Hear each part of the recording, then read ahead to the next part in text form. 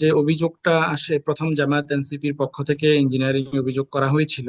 শুরুতে যেটা হয়েছিল যে গণনার ক্ষেত্রে সারাদিনই কিন্তু অভিযোগ ছিল না।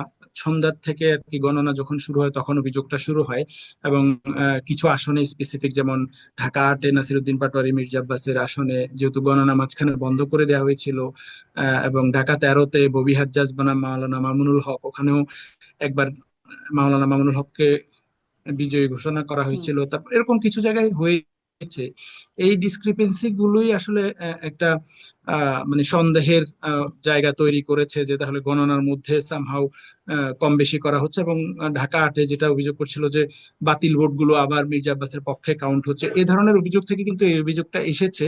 এবং এটা জামাতের পক্ষ থেকে যে অভিযোগটা করেছে তারা কিন্তু অল্প কিছু আসনের কথা বলেছে। ইভেন তারা তো 77টা তাদের জোট জিতলো, বাইরে তারা অ্যারাউন্ড সম্ভবত, আমি যদি ভুল না করি, অ্যারাউন্ড 50টার মতো আসনের ব্যাপারে তারা অভিযোগ করেছে যে এগুলোতে ইঞ্জিনিয়ারিং হয়েছে গণনার ক্ষেত্রে মিসিং হুম। ভোট। এবং তারা কয়েকটা অভিযোগও দাখিল করেছে ফর্মালি নির্বাচন কমিশনে, যেখানে তারা বলছে রিকাউন্ট করার ব্যাপারে।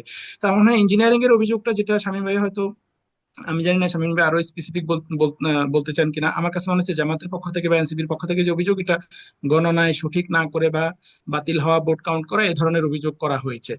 আর অন্য ইঞ্জিনিয়ারিং যদি হয়, ধরেন ক্যাম্পেইনের পক্ষে, আমি যেটা বলি যে একটা ইঞ্জিনিয়ারিং আমি এটা বলতে পারি, ধরেন 2008-এর ইলেকশনে এটা হয়েছিল যে বিএনপি বা জামাতের ক্যান্ডিডেটদেরকে ধরা হচ্ছিল টাকা সহ।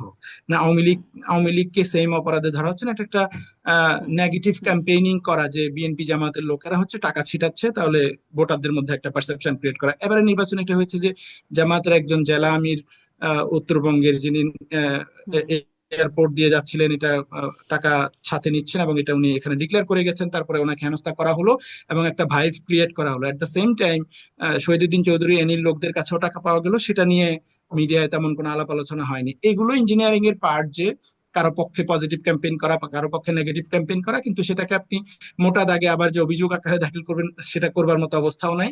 ভোট গণনার ক্ষেত্রে যদি অভিযোগ থাকে, এটা আমি মনে করি নির্বাচন কমিশনের উচিত এটা আবার রিচেক করা।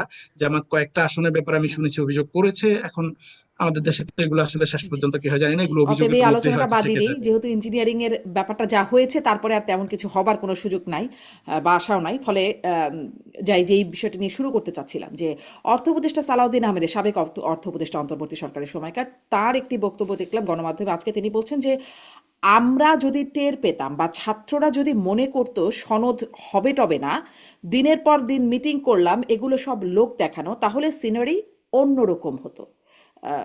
ডক্টর শিব্বির আহমেদ, আপনার কাছ থেকে একটু শুনি, আপনি কি এই বক্তব্যের সাথে একমত, বা এই বক্তব্যকে আপনি বিশ্লেষণটা কিভাবে করেন, আমি সেটা একটু শুনি।